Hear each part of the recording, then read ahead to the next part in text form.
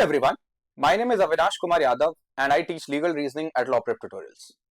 I welcome all of you to this video and official channel of Law Prep Tutorials. आज के video में हम बात करने वाले हैं जो कंट्रोवर्सी हो रही है यूजीसी इक्विटी रेगुलेशंस 2026 को लेकर के. So this topic has been in news. It has been a part of discussion, debate and controversy in the recent times. So as law students, it is very important for us to understand both the aspects of this discourse so that we are able to effectively decide and so that we are effectively able to formulate an opinion as to what do we actually agree with. So without any bias, let us try to understand this discourse and I will definitely try to bring all the aspects to your attention, right? तो सबसे पहले तो अगर हम बात करते हैं, हम यूजीसी से ही स्टार्ट करते हैं कि यूजीसी क्या है. तो यूनिवर्सिटी ग्रांट कमीशन जो कि बेसिकली एक बॉडी है इंडिया में जो हायर एजुकेशन को क्या करती है, रेगुलेट करती है.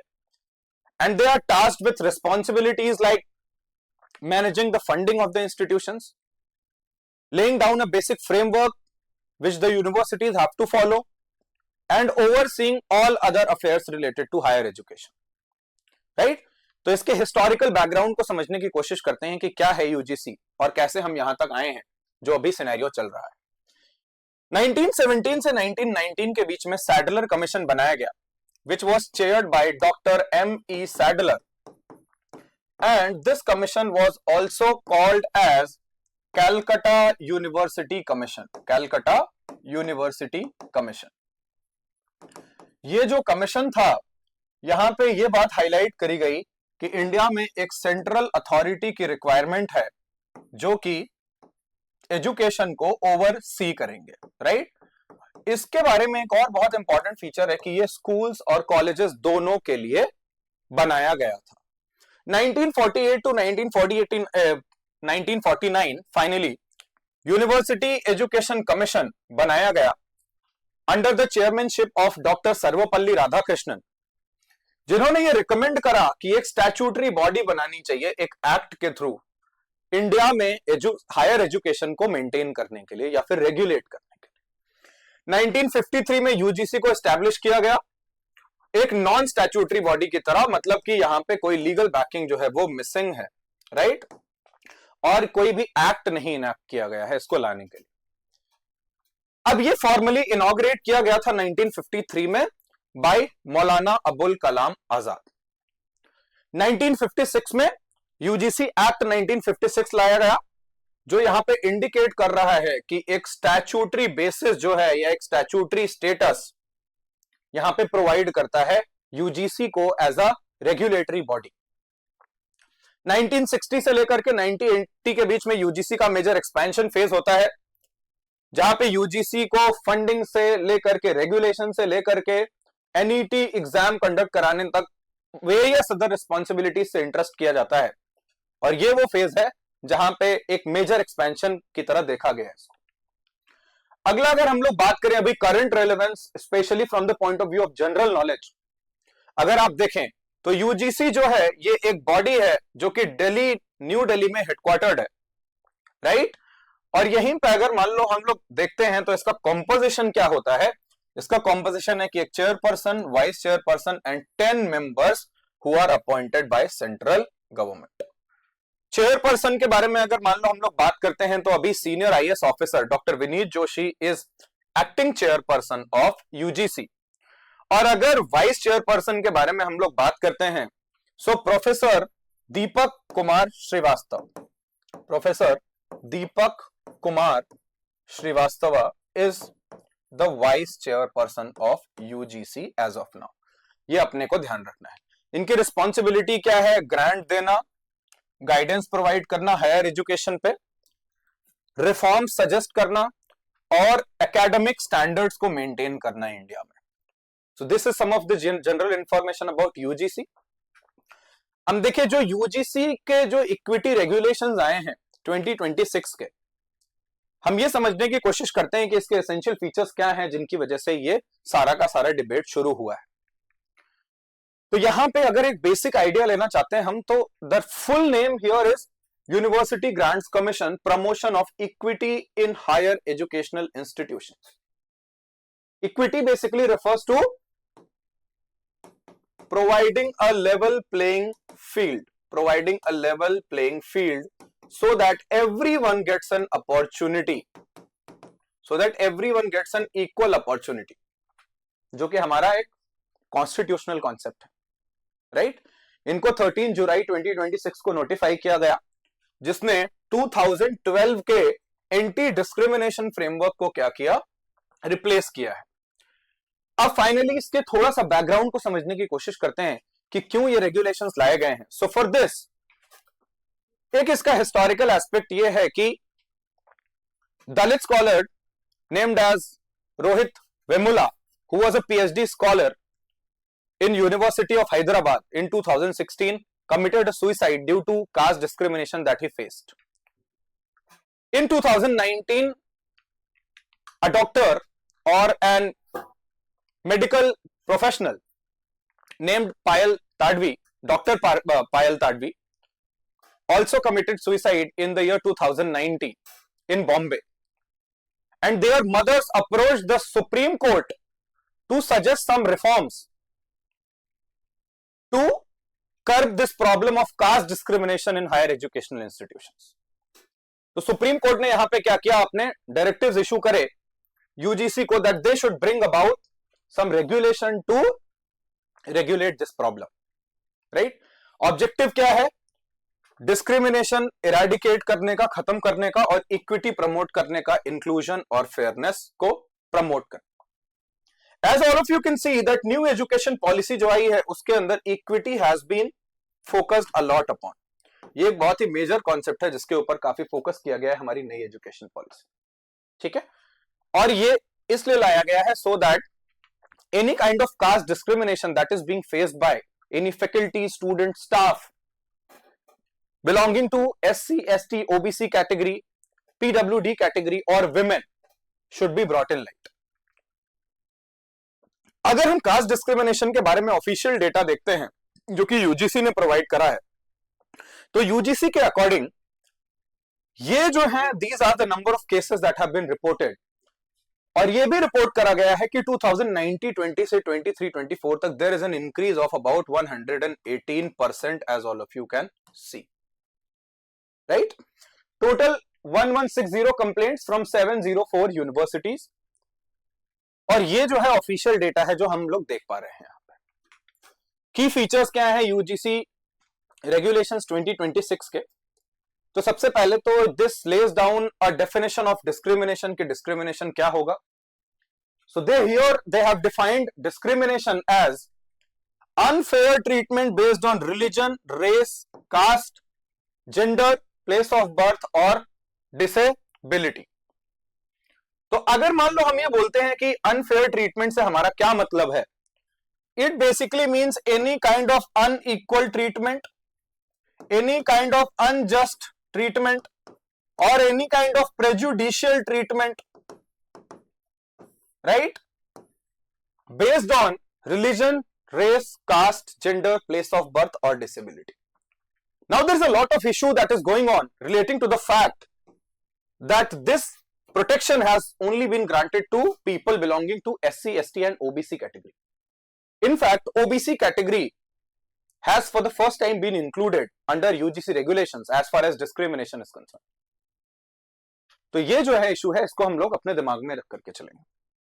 अब मैंडेटरी इंस्टीट्यूशनल मैकेनिज्म क्या है, क्या मैकेनिज्म यहाँ पे प्रेजेंट किया गया है कि कैसे हम लोग कास्ट डिस्क्रिमिनेशन की प्रॉब्लम को एंड करना चाहते हैं. तो सबसे पहले तो this regulation provides for equal opportunity centres, जो स्टूडेंट्स और स्टाफ को क्या करेंगे, एकेडमिक, सोशल, लीगल गाइडेंस और अवेयरनेस प्रोग्राम्स के थ्रू क्या करेंगे, अपलिफ्ट करेंगे, राइट? ये इस बात को भी मॉनिटर करेंगे कि इक्विटी की practices, whether equal opportunity is being given to everyone और नॉट, और ये डेटा भी कंपाइल करेंगे, कंप्लेंट्स जो आई हैं उनका रेजोल्यूशन कैसे हुआ है, ड्रॉप आउट्स का रेट क्या है और डेमोग्राफिक रिप्रेजेंटेशन क्या है from various communities. This regulation also makes it mandatory to have a equity committee in every institution, जिसके हेड होंगे कौन, हेड ऑफ द इंस्टीट्यूट। और इस कमिटी के अंदर रिप्रेजेंटेशन होना चाहिए OBC, SC, ST, PWD and from women. ये क्या करेंगे, इक्विटी कमेटी क्या करेगी, ये डिस्क्रिमिनेशन की कंप्लेंट्स को रिसीव करेगी और इंक्वायर करेगी, एक्शन को रिकमेंड करेगी, and it is also required that this committee meet regularly so that such issues may be discussed on a regular basis. इसके अलावा some new measures have been suggested here and these measures include कि एक 24/7 equity की helpline होनी चाहिए, phone number होना चाहिए designated, जिस पर अगर कोई भी पर्सन अगर कंप्लेंट करना चाहता है तो उसकी अवेलेबिलिटी हमेशा 24/7 होनी चाहिए। इक्विटी स्क्वाड्स और एम्बेसडर्स को बनाने की बात हुई है, जहां पे इनका काम ये होगा कि ये विजिलेंस यानी ऐसी कोई भी कंडक्ट है उसके ऊपर नजर रखेंगे और लोगों के बीच में अवेयरनेस फैलाने का काम करेंगे रिलेटेड टू कास्ट डिस्क्रिमिनेशन और related to such issues, related not just to caste issues but also extended to people from PWD category and women as well, right? इससे हम डिस्क्रिमिनेशन को एलिमिनेट कर सकते हैं और टाइमली कंप्लेंट हैंडलिंग और proactive campus monitoring को बढ़ावा दे सकते हैं। Finally there is also a mechanism that if a complaint has been filed with equity committee और अगर उसके आउटकम से, उसके रिजल्ट से if the claimant or complainant if they are not satisfied then they may approach to a higher appellate authority जिसको ombudsman नाम से यहां रेफर किया गया है। और ये क्या है, ये एक इंडिपेंडेंट appellate अथॉरिटी है जहां पे इंस्टीट्यूशनल डिसीजंस के अगेंस्ट अपील किया जा सकता है। इनका यह भी काम बताया गया है कि ये इंस्टीट्यूशन के एक्शंस को रिव्यू करेंगे ताकि फेयरनेस और प्रॉपर प्रोसीजर इंश्योर किया जा सके। प्रोसीजर के जो लैप्सेस हैं, बायस हैं या मैल प्रैक्टिसेस हैं, इन सबको इन्वेस्टिगेट करने की रिस्पॉन्सिबिलिटी है एपेलेट अथॉरिटी की। ये करेक्टिव मेजर्स भी रिकमेंड कर सकते हैं इंस्टीट्यूशंस को अगर if there is any need, right. ये क्या करेंगे, ये इस चीज को भी इंश्योर करेंगे कि जो इक्विटी कमिटी की और जो इक्वल अपॉर्चुनिटी सेंटर की जो रिक्वायरमेंट बताई गई है रेगुलेशन में वो फॉलो हो रही है या नहीं, basically meaning that such centres have been established और नॉट, राइट। ये ओवरऑल बेस्ट प्रैक्टिसेस में गाइडेंस भी देंगे और पीरियोडिक रिपोर्ट सबमिट करेंगे यूजीसी को।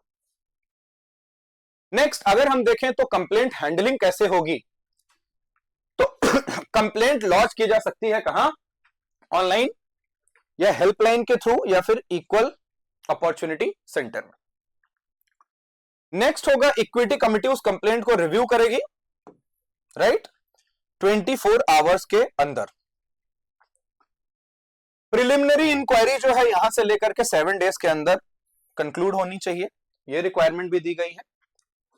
प्लस कमिटी को अपनी रिपोर्ट क्या करनी है, 15 वर्किंग डेज के अंदर सबमिट करनी है to the head of the state, sorry to the head of the institution. Institutional action 7 days के अंदर, और if the claimant is or the complainant is not satisfied then they can appeal to the higher authority which has been provided within 30 days। और overall इस पूरे के पूरे process को oversee कौन करेंगे, यूजीसी करेंगे। इसी चीज को हम लोग डिटेल में देखते हैं थोड़ा। सबसे पहले तो who can launch a complaint under these regulations. कोई भी स्टेक होल्डर, कोई भी पर्सन जो हिस्सा है किसी हायर एजुकेशनल इंस्टीट्यूशंस का, वो डिस्क्रिमिनेशन को रिपोर्ट कर सकते हैं। ये स्टूडेंट हो सकते हैं किसी भी लेवल पे, आप देख सकते हैं फैकल्टी मेंबर्स हो सकते हैं, नॉन टीचिंग स्टाफ हो सकते हैं, विजिटर्स हो सकते हैं और कॉन्ट्रैक्ट स्टाफ है, ठीक है। कुछ और यहां पे जो फीचर्स हैं, जैसे यहां पे डिस्टेंस लर्नर्स को भी क्या किया गया है, इंक्लूड किया गया है, जो किसी न किसी तरीके के ऑनलाइन प्रोग्राम्स में एनरोल्ड है, उनको भी क्या किया गया है, इसके परव्यू के अंदर लाया गया है। नेक्स्ट अगर मान लो हम लोग ये बात करते हैं तो कंप्लेंट कैसे लॉन्च की जा सकती है, या तो ऑनलाइन पोर्टल पे। Every university will be required to maintain an online portal जहां पे कोई भी पर्सन एनोनिमसली जाकर के क्या कर सकता है, कंप्लेंट कर सकता है। 24/7 जो हेल्पलाइन है यहां पे भी क्या किया जा सकता है, कंप्लेंट को लॉन्च किया जा सकता है, फाइल किया जा सकता है। इक्वल अपॉर्चुनिटी सेंटर पर जाकर के इन पर्सन फिजिकली क्या किया जा सकता है, कंप्लेंट को लॉन्च किया जा सकता है। प्लस इक्विटी कमिटी जिसके हेड होंगे head of the institute, plus it will also include representatives from various communities और कास्ट एंड अदर ग्रुप्स, वहां पे जाकर के भी कंप्लेंट को डायरेक्टली सबमिट किया जा सकता है। इक्विटी कमिटी का रोल क्या है, यहां पे multi member in equity committee बनानी है हर एक इंस्टीट्यूट को, जहां पे SC ST OBC women and gender minorities PWD faculty administration members हर तरीके का रिप्रेजेंटेशन होना चाहिए।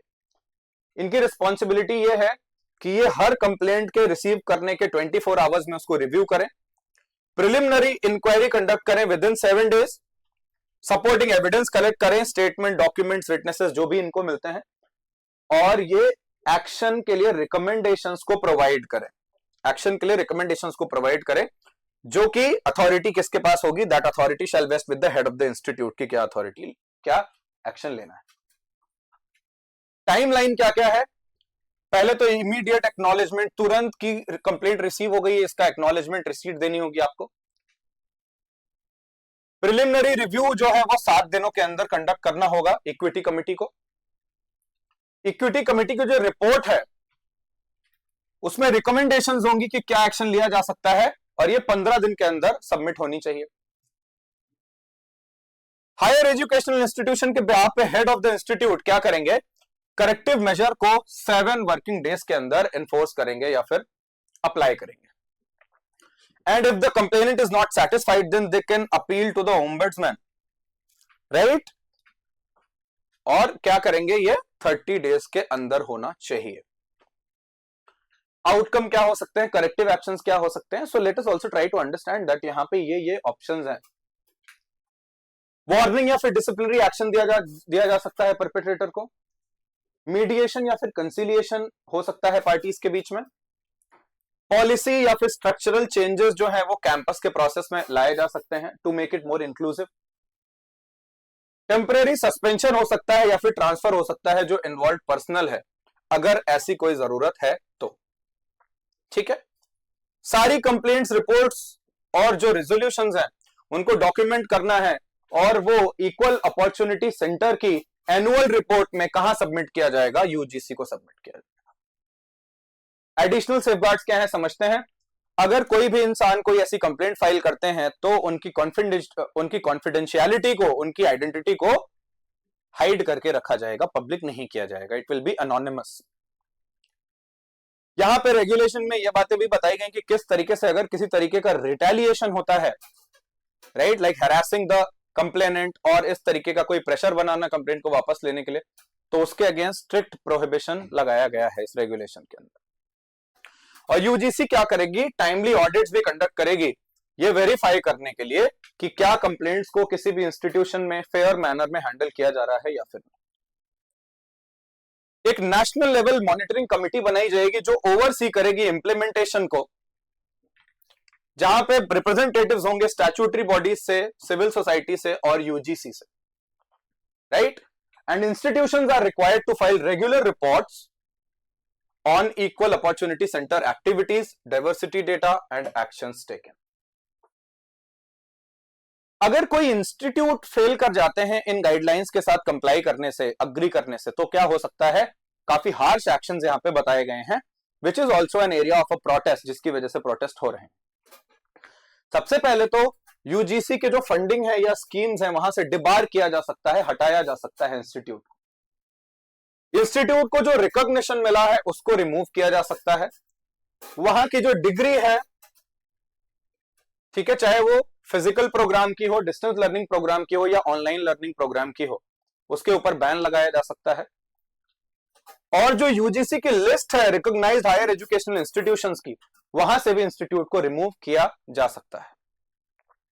Now the last part, let us come to a very important part कि 2012 के जो रेगुलेशंस थे, एंटी डिस्क्रिमिनेशन रूल्स थे, और अभी जो 2026 के रेगुलेशंस आए हैं, इनमें डिफरेंस क्या है या मेजर डिफरेंस क्या है, let us try to understand. सबसे पहला major difference which everyone should be aware of कि 2012 के जो एंटी डिस्क्रिमिनेशन रूल्स थे वो सिर्फ एडवाइजरी थे, basically meaning that not enforceable, enforceable नहीं थे। 2026 के रेगुलेशंस जो हैं वो बाइंडिंग हैं और they have legal backing.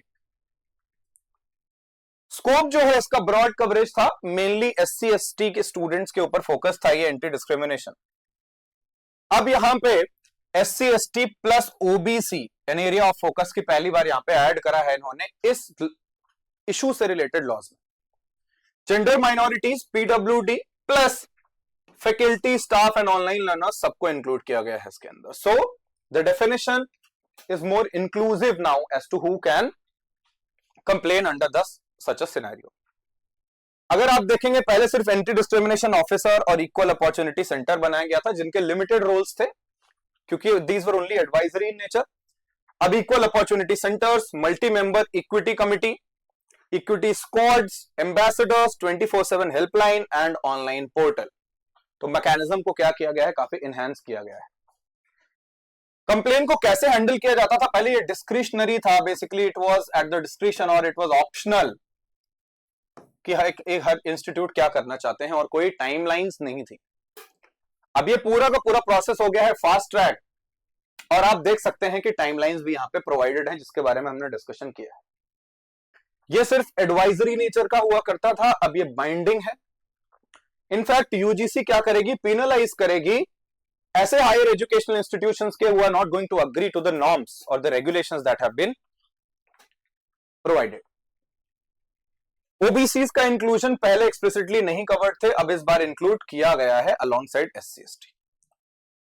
False complaint अगर कोई फाइल करता है तो यहां पे इसके अगेंस्ट जो सेफगार्ड है वो नहीं प्रोवाइडेड थे और यहां पे भी कोई सेफगार्ड्स नहीं प्रोवाइडेड है। ये भी एक एरिया ऑफ प्रोटेस्ट है, एरिया ऑफ कंसर्न है for all the people who are against this regulation, right. अब अगर हम रिपोर्टिंग के बारे में बात करें तो पहले सिर्फ इंटरनल रिपोर्टिंग होती थी, कोई ऐसी अकाउंटेबिलिटी नहीं थी। अब mandatory by annual EOC report जो है वो कहां फाइल करनी होंगी, यूजीसी को फाइल करनी होंगी। डिस्क्रिमिनेशन की जो डेफिनेशन थी वो जनरल थी, अब ये बहुत ही एक एक्सपैंडेड डेफिनेशन है, राइट। प्लस अगर लास्ट में हम लोग बात करें तो एंटी डिस्क्रिमिनेशन पहले it only used to eradicate the problem of caste discrimination, whereas now it is promoting full inclusion and promoting the concept of equity as laid down in our new education policy. Consequences क्या है false reporting के, इसको समझने की कोशिश करते हैं। अगर किसी ने false reporting करी है, regulations कुछ भी explicitly prescribe नहीं करते हैं penalty अगर कोई false या malicious complaint फाइल करता है तो। This is also the reason I told you that many people are protesting against these regulations. Because there is no sanction अगर कोई false reporting या malicious reporting करते हैं तो। However, institutions को complaints को बहुत ही thoroughly investigate करना है कोई भी action लेने से पहले, basically ensuring that no innocent person is punished or no innocent person has to suffer due to any false or malicious complaint।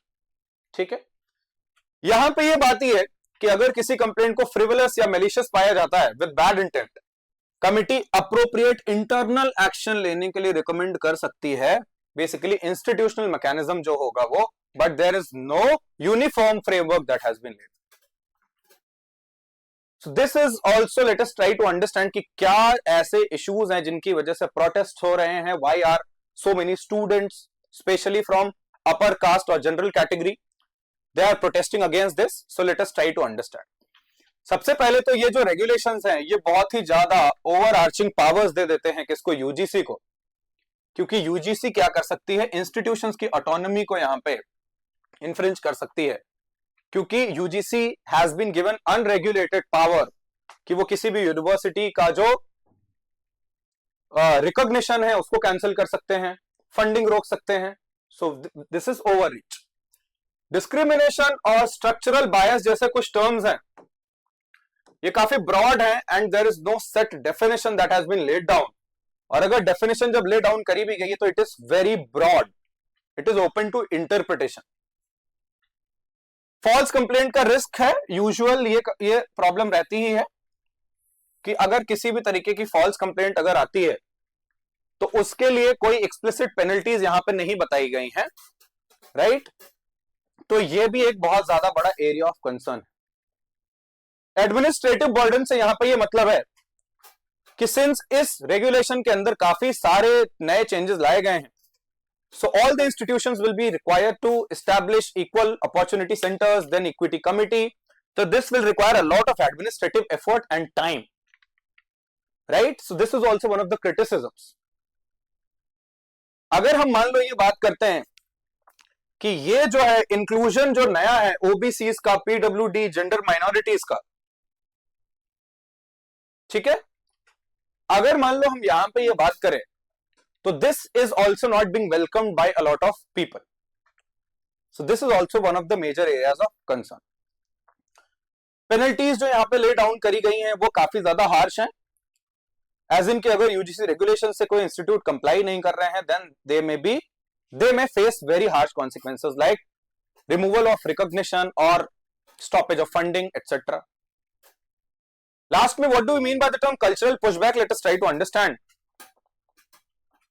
Such a change might be resisted by a lot of students, and also another reason that a lot of institutes had internal mechanism to tackle this problem, like having their own social inclusion committee or having their own equal opportunity cells. Now since there always used to be an settled mechanism, तो उसको by पास करके ये regulations आएंगे तो ये socially acceptable थोड़े समय के लिए नहीं होगा. तो these are some of the reasons as to why people are protesting, right. बहुत सारे यहाँ पे अपडेट है. जो यूनियन एजुकेशन मिनिस्टर है उन्होंने ये अभी पॉइंट ऑफ व्यू अपना रखा है that they are definitely going to ensure कि कोई भी मिसयूज नहीं होगा इन प्रोविजंस का. But let us wait and watch कि इसके क्या कॉन्सिक्वेंसेस होते हैं. I really tried to bring all the aspects of this issue in front of all of you.